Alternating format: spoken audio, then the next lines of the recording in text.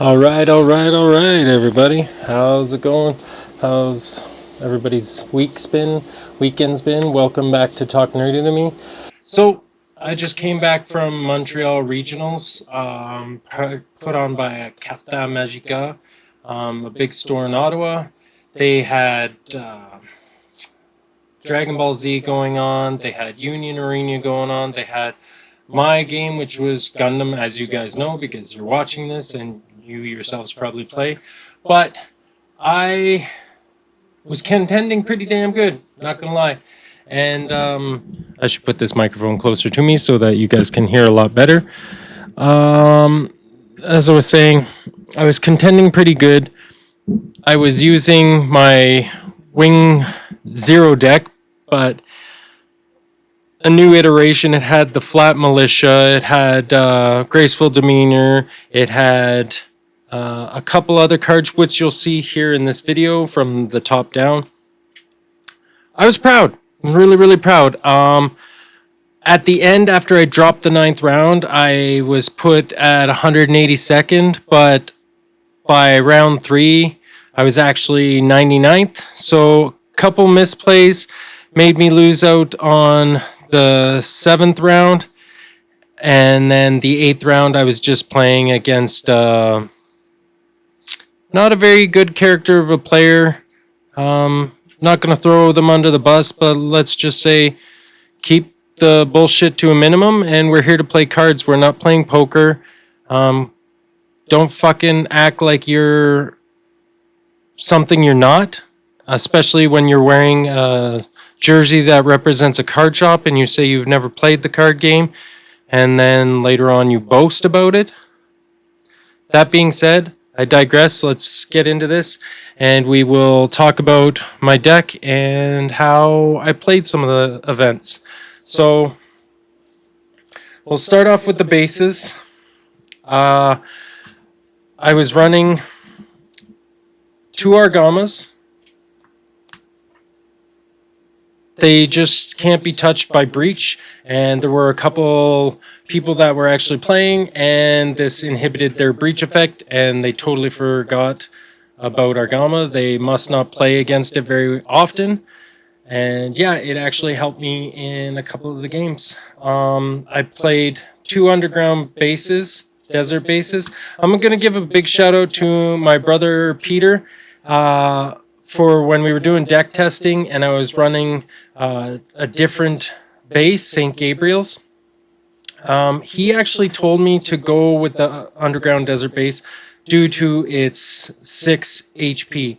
And in all honesty, it helped because a lot of the decks were Blurple and they were the League Militaire with the legs and stuff like that. So it took them a lot of Gundam units to break the base because it's a level 6. And so yeah, it withstood.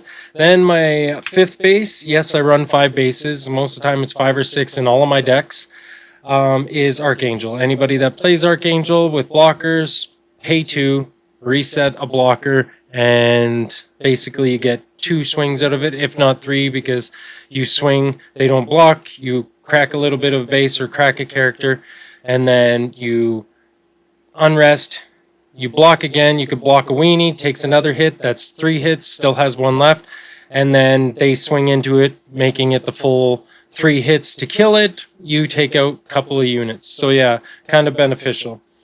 This one right here, Hawk of Endymion. I only run one of them, and it was kind of a last minute thought to put it in, but to be honest, it was a savior in one of the games. Because of its bounce effect, it actually helped me greatly for when I was trying to set up a maneuver in game 3, and that's what helped me win that one. And then, like I said, in the opening, I used graceful demeanors. Everybody knows, just bounce 2 units level 3 or lower. Like I said, you had you had the weenies, and you had all these small little rush units, level 3 and lower, bounce them. Give me 2 seconds. You just bounce them out. Sorry, cat. You bounce them out, and then they put them back in hand, and then they have to reload their board again, and then you have another turn to build up yours. I run 3 unforeseen incidents. Everybody knows unforeseen incident. -3 AP. They attack. You basically nullify most of their attack, giving you the ability to keep a blocker for a couple more turns, and exactly what it did. Run 3 OAs. Those 3 OAs, just search your deck. Away you go. You get what you need. It is what it is. Don't need to explain that. Everybody knows them. They run them. So I only run 3 Hero Yui. In this deck, he's actually only really there for maybe an end link, so your Wing 0 doesn't get bounced, because if he's with his other units, you can just the standalone normal wing, he breaches on his own, he attacks a unit on his own, he doesn't need Hero. Hero just buffs him to a really disgusting degree, which is nice, but he's not needed. So Heroes kind of, the 2 of them are good standalone cards by themselves, because any Operation Meteor that you're running in your deck, you get, which is what we'll run into in a bit more of this deck. Next pilot that we're running is, well, for Kira. And what can I say? Kira, along with Amuro, is a goat of a card. +2, +1, -2 AP on attack. He's a wonderful pilot to add to anything. Attack. Doesn't have to be linked. Doesn't have to be paired. When this dude is put on any card, he minuses to, well, the attack. Y'all know this. Y'all play the game. But for those that don't, this card is extremely good. Next. This is the unorthodox Wing 0 deck. I run 3 Duo Maxils. 3. I run Duo because I run Death Scythe. Death Scythe, I like the card. It ramps, and then it has first strike. Like, you put Duo on there, you get your EX, you swing into something, take no damage. Someone, like, if they want to, they're going to have to swing into your Death Scythe in order to frickin' take him out. Like, you're just forcing them to play into him, and usually it's going to take 2 hits to get rid of him. He's a monster when he's with Duo. And just alone the ramp ability, the hit that he can deal out, yeah, just phenomenal. So let's get into the units now. So I run 3 flat militias, blockers, just the new Lifrith GDO4. I run 3 Lifriths, so those 3 low-end blockers. I run 2 Wing Gundam bird modes. Beautiful ramp ability with Death Scythe. You're just getting your big guys out quick, easy, fast. Next, I run 2 launcher strikes. Again, blockers, because green-white wing deck. This is another unorthodox kind of play in this deck. It's heavy arms. And when I was saying about Hero, Operation Meteor, deploy, look at the top card of your deck, return it to the top or bottom of your deck. So this, I switched out, again with the help from my brother Peter, and get rid of the St. Gabriel. So we got rid of St. Gabriel, which also did look at the top 2 cards of your deck, and then you could just put them where you needed to put them in order to get your pulls that you wanted. So what I did is I put a higher end base, so it took more to crack it, and then I also still maintained the effect of cycling through my deck to look for cards, but I got a body, and a heavy body when you mix it with Hero. So to link, he only needs an Operation Meteor. Hero, Operation Meteor. Well, let's see. You get a link, you get the heavy arms, you've got a 6/6 swinging. Like, that's, yeah, 4/3 on curve. You're freaking, you're doing damage on that one. So that's was a play with that. So hero wasn't specifically for the wing. He was integrated in multiple components to the deck itself. Next, we play everyone's favorite, Ale Strike. Blocker, bounce, you get it. Here's one of the kings of the show, Death Scythe. We already preached about him. You put hero on him, you put duo on him, you get 6/6. And first strike, place a rested resource. Place your rested resource, and Bob's your uncle. Then the next unit we're playing in this deck is Wing Gundam. Like I said, doesn't need hero. You add hero to him, you got a 7/7. Like, pretty much, you're not bouncing him. You got to swing into him. Breach 5, cracking bases. This deck, honestly, worked phenomenal, and I love it, and I love the way that I built it, and it's just, everybody builds their decks their certain way. Everybody comes at you certain ways for how they think you should build the deck, but build the deck you want to build, that you like playing, that you have fun with, because this next card, everybody, and I mean everybody told me not to put it in. You know what? I love every single one of you, but this card helped me so much, and it was a game changer. Here's the card. Y'all know it. It's brand new, but again, a link with Kira. I run 2, look at that, 2 Freedom Gundams with suppression with the base. So you have to have a friendly base in play, and you get suppression. People were not expecting this card. I'm not even joking. On curve, turn 6, dropped it with Kira after I had swung and cracked. They didn't touch my base because it was an underground base, level 6. It still had 3 HP left on it. I swung into their their normal base with one of my guys. Then I swung at one of their shields, their life, with another one of my guys. Then I played him on curve with Kira, and I took out 2 more shields. So in one turn, I dropped 4 shields, 1 base and 3 shields off this person's life. This card, don't count it out. You build the deck properly, and it will work. All I needed was 2 copies. I wasn't there for the suppression. I was there because it's a blocker, and a heavy blocker. With Kira, it does its work.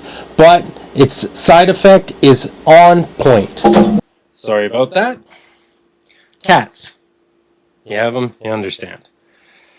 So, yeah, that card was extremely helpful, and I was extremely grateful to have it. Like I said, I built this deck for me. I took pieces that everybody suggested, and I ran with them. And some of them, I just looked at them, and they just didn't work in my mind, and nor for what I wanted. I'm sorry for those people that gave me information and I seemed like an asshole, but take in everything, mull it about, and build your sandwich. That's right. That's how you do it. But never discount things people say. Just the ones that they suggested were not functional in the playstyle that I thought, because it was too much going on in the card itself. Because like one of them was you had to have the link in order for it to get the bounce effect and then bulk up the thing. So you literally had to have that pilot to link to do the effect. Whereas the other one, I just needed the card, it would bounce. I just needed the card, it would hit. I just needed the card and it would do its cycling. So it worked better for me. Too many combos impede the playstyle. And I think I'm more of like a mid-deck control type player. Don't know, but maybe that's how I roll. And anyone that plays a wing deck, we know which card is the final card. And just the king of the show. This deck is undoubtedly still in the fight for nationals, champions. Like, it has not gone anywhere, and I'm very, very grateful. I never played it in the beginning because I didn't like meta, and it was 1 year war and wing. That was it. That was how people played. I didn't like meta, so I tried to build everything around it. And now there is my wing deck. This is my second wing deck. I have another one that is extremely obscure, and I played it in the 32-person side game that Regionals was having on. But let's give it up for the one, the only, Wing Zero. That completes my deck. So in playing on Game 7, it was my fault. Clearly my fault. The most asinine play ever, but the most genius play on their half. So they swung, they linked, first of all, they linked a Shin to their freaking destiny, swung into me. I was like, cool, I got wing out. I'm good, can't be blocked. So what did I do? Got cocky, and this is where I screwed up. I blocked that one. The effect from the Minerva loop that goes on, destroy things, pull from the graveyard, pulls a card out, links with card in hand, drops down, swings again, clears the shield, pulls from the trash, puts on deck, swings again on my blocker with the pulled from trash card, so it's like one of those ones, deploy, destroy level 3 or lower. What did he destroy? My Lifrith, my blocker. So he comes out and then does that, and then he had 4 on the board. My shields went from 4 to 0 with that whole loop effect from Minerva. And yeah, because of one block, I lost Game 7. It was just, you can't, hindsight's 2020, and the way you play, you're trying to keep your shields alive. He didn't have anything in my mind, and that was a mistake, and it cost me Game 7. And then pushed me into Game 8, and the player I was up against in round 8 was just a scrupulous person, and they should not be playing cards. Plain and simple. I'm leaving it at that. And then round 9, I dropped out just because I'm not making the top 64. I'm not making the top 32 anymore, and I'm not making the top 16. So in my mind, I just dropped out, bubbled out, and then finished at 182nd. But like I said, by going into round 4, I was ranked 99th. And me, first regionals, and my built deck, I'm unbelievably proud of what I achieved by hitting 99th in round 4.